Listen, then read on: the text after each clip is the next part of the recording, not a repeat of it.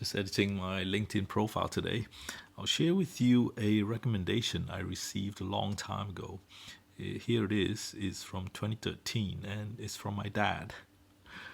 I turned it off so that it doesn't appear on my public profile, but I keep it because it's from my dad and it means a lot to me.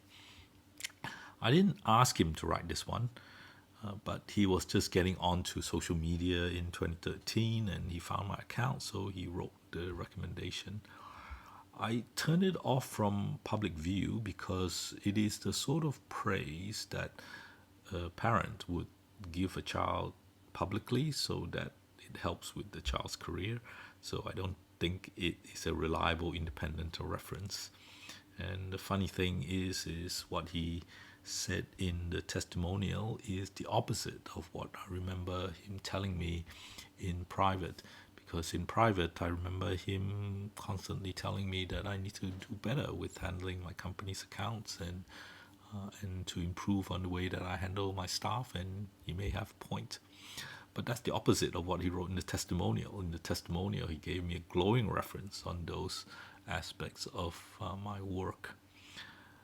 Because he's gone, I can't clarify that with him anymore. I can't determine if it's just my memory being biased, that I remember things the way that I remember them, or whether he actually meant what he wrote here.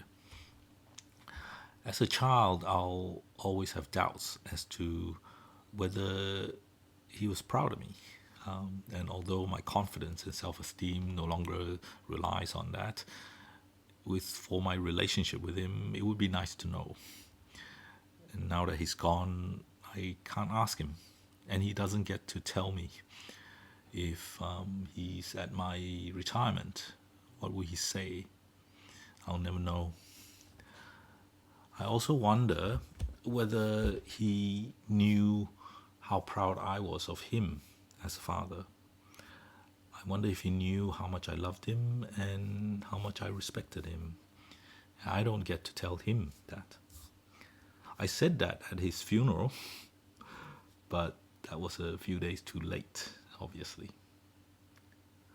Sometimes we hold back on telling people things that we want to tell them and things that they should know because we think that a more appropriate time would come.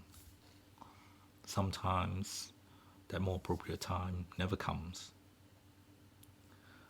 So these days, with my own kids, I don't hold back on letting them know what I think and how I feel about them.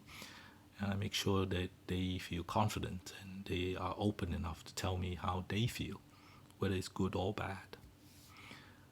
So that no matter what happens tomorrow, there's nothing left unsaid.